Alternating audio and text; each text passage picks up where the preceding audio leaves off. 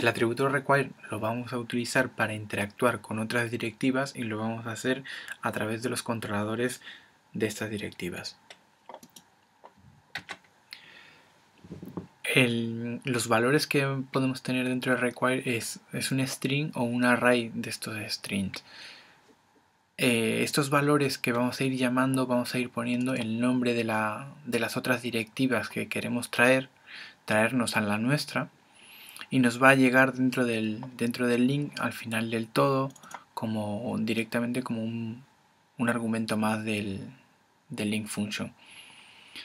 Si en caso de que lo pongamos como un array y queramos poner varias directivas, aquí el argumento del link function, el valor no va a ser solamente la instancia de un solo controlador, sino va a ser un array de controladores donde las posiciones van a estar directamente relacionadas con las posiciones que hayamos puesto en el array del require.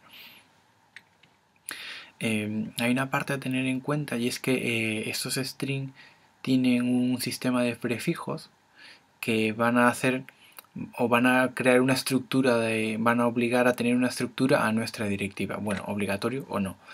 Vamos a ver que por defecto, cuando no le ponemos ningún prefijo, lo que le estamos diciendo es que nuestra directiva depende de otra que va a estar en el mismo elemento de nuestra directiva. Más o menos nos quedaría para un div o para un elemento como este, con un counter y un ítem, creamos nuestra directiva item que depende de counter y le está obligando a que esté, y que además esté en el mismo nivel. Luego, en caso de que le pongamos el prefijo de interrogación, lo que le estamos diciendo es que es opcional.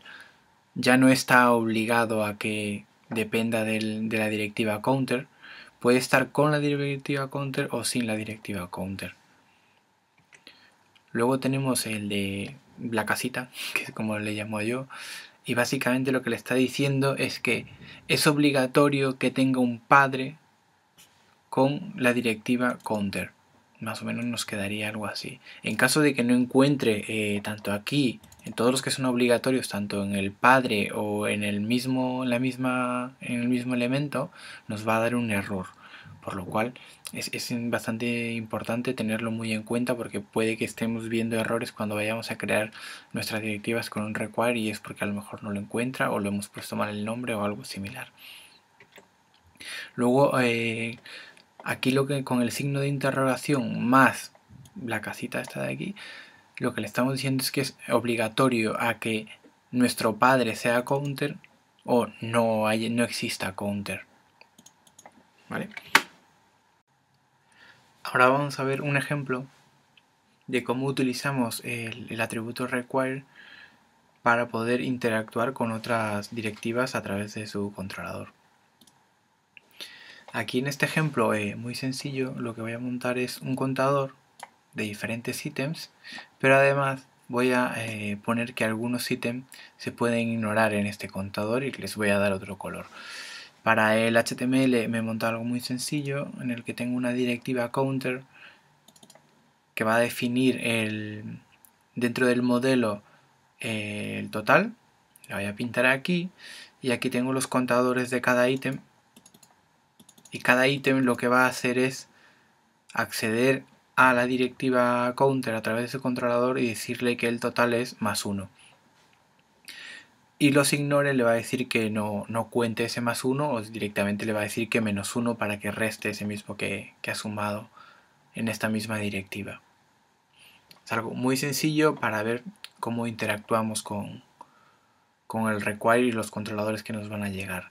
El script queda en un principio así. Creo la directiva counter, defino el controlador con un método de plus minor, que lo que van a decir es añadiendo el total o reduciéndolo. Defino el total a 0 para que por defecto aparezca 0, porque si no, no podría sumar y restar. Ojo que aquí, por ejemplo, es un buen ejemplo también de donde se utiliza el pre, que si lo pusiera en post no funcionaría. Así que si os habéis perdido el capítulo anterior del del pre y el post del link function, es bastante interesante volver a verlo. Bueno, ahora por ejemplo voy a dar de alta la directiva item, que lo que hace es traerse el controlador de counter para poder ejecutar el método plus. Aquí, si recordáis, utilizo el prefijo de la casita en el que le obliga a que sea el padre, por lo cual este HTML le está diciendo que el padre tiene que ser counter, y aquí tenemos counter. Además, lo he metido en una array para ver cómo nos va a llegar dentro del link la instancia de los arrays de la lista de controladores. Directamente nos llega como un array de controladores, y lo único que hay que tener en cuenta es que la posición del array es exactamente igual como lo hemos puesto en el require. En este caso sería array controller 0 y el método plus, y funciona perfectamente con el 5. Ahora voy a dar de alta la directiva ignore, que también utiliza counter como su padre, para decirle que reduzca en 1, que es el mismo que he añadido en la misma directiva que tenía.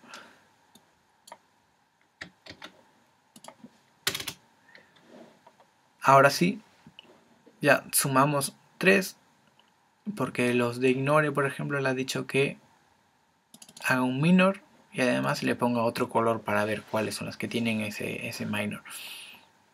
Así aquí es exactamente lo mismo. Aquí ya no he utilizado el array, he utilizado solamente un string normal, la casita, para decirle que es el padre, y aquí ya directamente nos llega counter controller, ya no nos llega el array y puedo utilizarlo directamente. En este caso he añadido un controlador dentro de ignore para ver que en cuanto nosotros utilizamos require, si nosotros damos de alta en esta misma directiva un controlador, nos lo va a ignorar. Esto de aquí no se está utilizando para nada. Vamos a verlo con la consola.